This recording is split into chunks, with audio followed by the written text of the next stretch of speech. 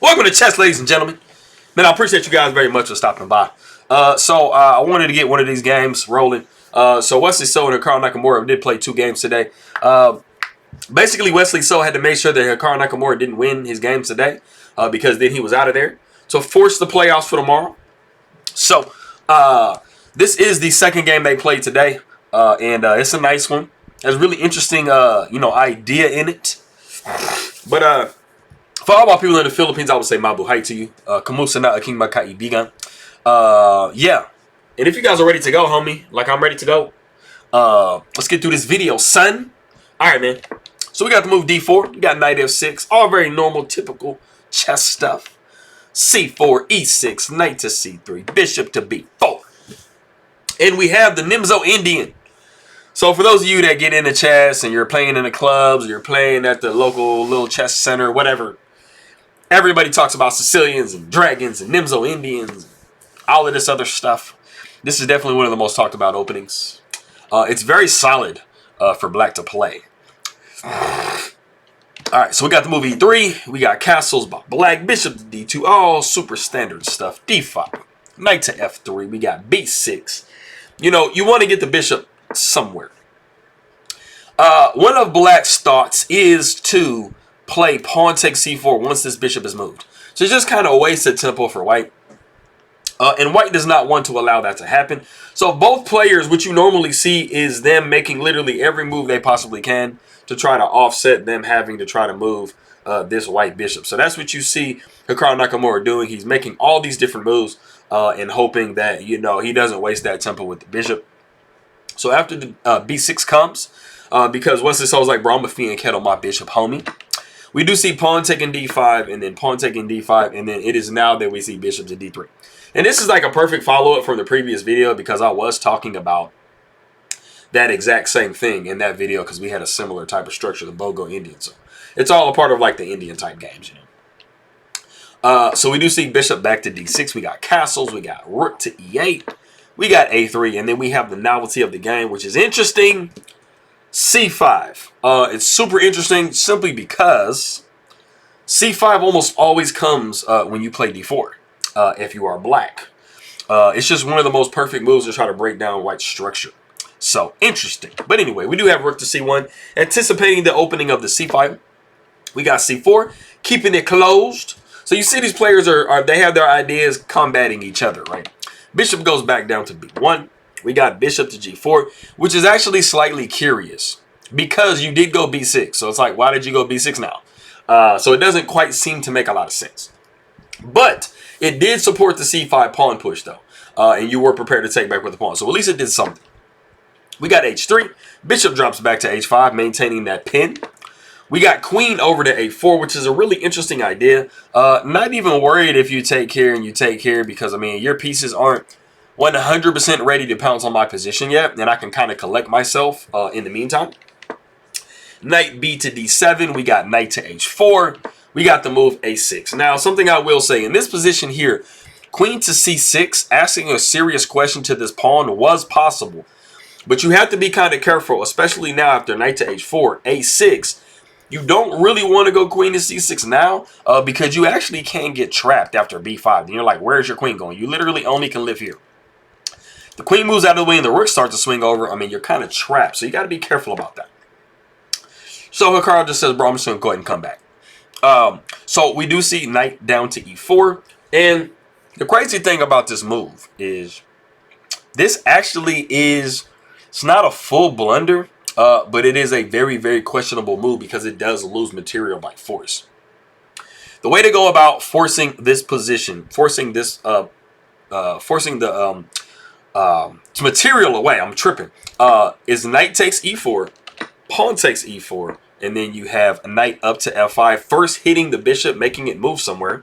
After the bishop goes back, you simply win the pawn, and there's really nothing for black to do. You kind of have to do something in this position because, number one, your bishop is undefended, and the rook is also undefended too. So you have to get your pieces like back developed.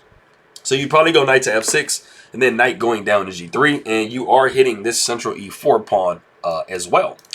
So, I mean, you know, you got a lot going on for you. But, like I said, we did see the move knight to E4.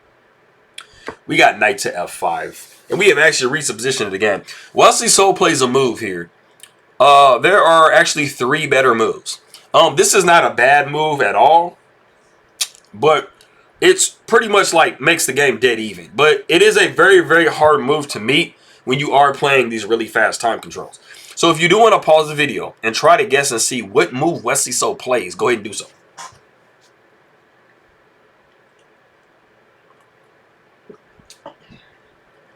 Alrighty. So, I couldn't believe the move when I saw it. I was like, what? But then I kind of was calculating and looking. I was like, okay, yeah, that kind of, yeah, you can't really take because it's going to be kind of dangerous. And, you know, you got this little, like, you know, checkmate. Well, not quite fully checkmate. If the knight's over here, then you kind of have checkmate on h7 and then h8 and stuff like that. So you kind of have a little bit of threats going on if you're white, for sure. But the move that Wesley So found in this game is bishop to f3. And you're probably thinking, wait a minute, bro. What in the world is this exactly? The computer says triple, quadruple, 1 trillion zeros. You take back here like this. But the thing about it is, like I said, it takes time to calculate this. So Hikaru Nakamura definitely took some time. And at this point, he's up. Like at this point here, he's up 5 minutes on the clock. So it takes him 3 minutes to calculate and figure this move out. So that is exactly what you're doing when you're playing really fast games. If you're forcing your opponent to think a lot, that can make somebody lose already. So what we have is knight down to g3, and that's how Hikaru decides to defend the position. Now, some of you guys are wondering if you capture, what happens? Well, basically, if you capture here, you're going to be looking at queen to g5 with check. Not worrying about the fact that, you know, the knight is attacked in this position here. You really, really want to go back to g3 with the knight because it is hanging on f5. After the bishop takes on g3, pawn takes e4. You really kind of have to do this. The bishop goes back to wherever. King goes over to h1. You got queen to h5, and you are going to be getting into a perpetual check. Because there really isn't a good way to defend this position here. You can't go up. And you really don't want to go here. This is just going to result in another check. And you just kind of go back and forth. So all Wesley So needs to do, like I said, is make sure that Hikaru does not win. So he doesn't necessarily have to win his games. He just has to make sure Hikaru doesn't win his games. So a draw is perfectly fine. But it's like, man, you know, why not win if you can win, right? But anyways, like I said, after bishop to f3, Hikaru says, I don't want any of that pawn take stuff. So I'm going to go ahead and go knight to g3. So we got bishop taking g3, pawn taking g3, bishop back to h5. And then we have knight taking d5 because you're like, bro, I'm going to go ahead and grab me a little pawn, right? Well, the thing about it is, in this position, Wesley So finds a really, really beautiful, like, in-between type of move. And that is the move bishop to e2. And we are taking advantage of the fact that this pawn is right here. We are going to attack right here. Also, as white, you do kind of have a loose knight. And that's something that Wesley So is paying attention to as well. After the rook comes up to f4, you do see knight d to c5. And like I said, this knight is loose on d5. Pawn takes c5.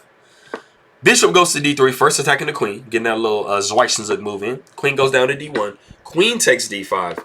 Bishop goes back to e1, and then queen takes c5. And even though it doesn't look super crazy right now, it might look kind of crazy.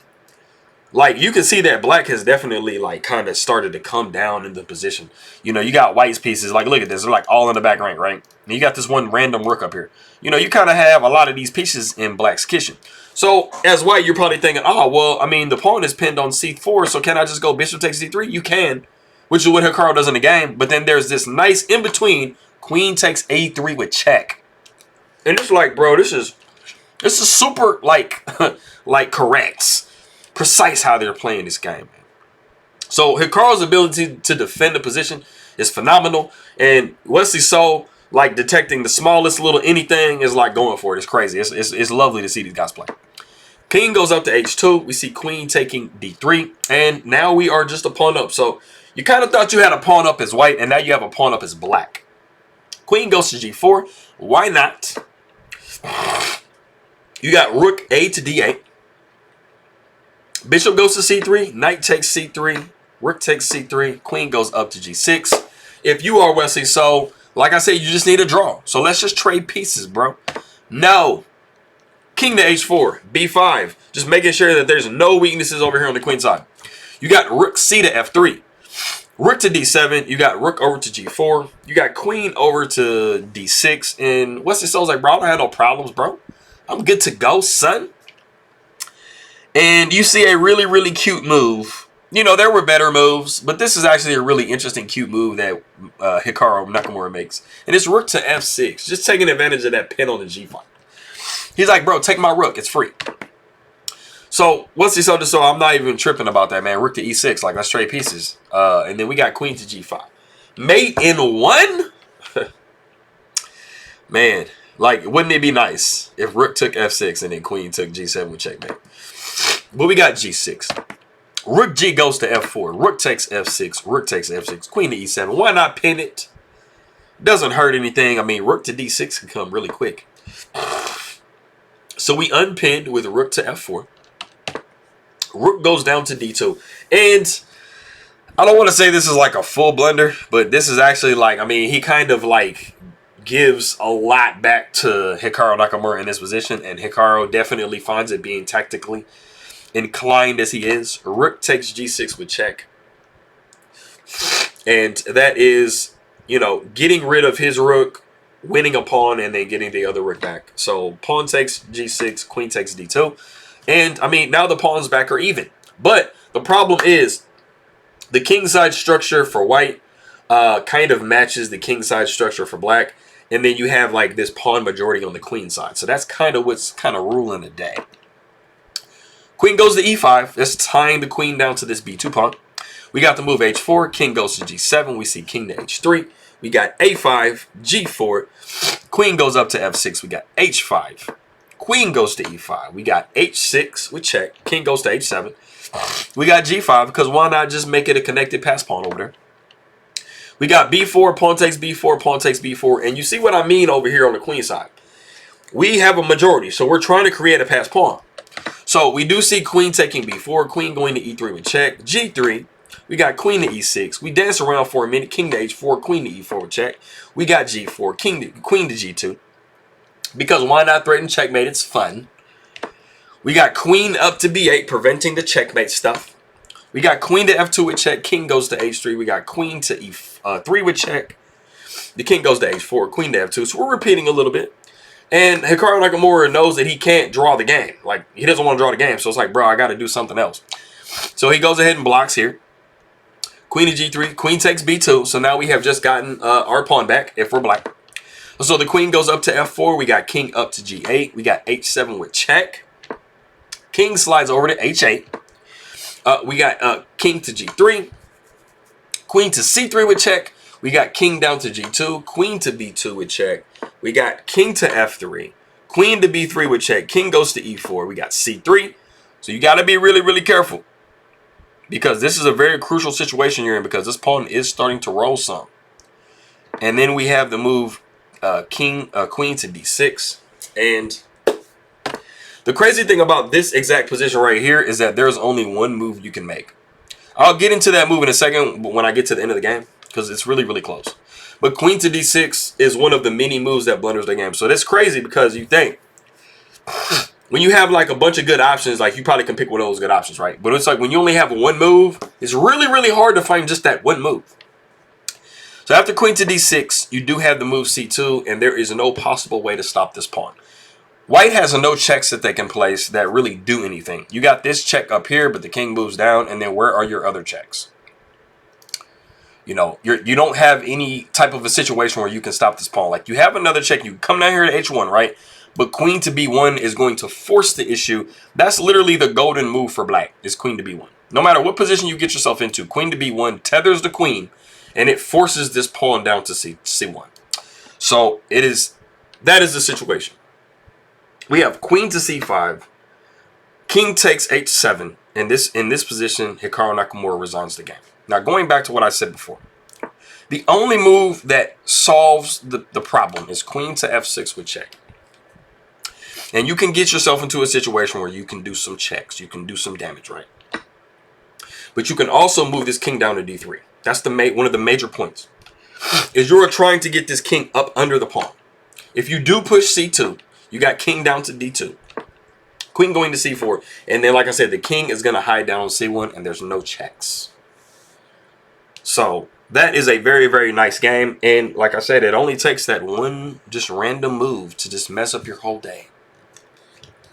But anyways, man, I appreciate you guys very much. I'm glad I was able to get through this video. I haven't been feeling that great.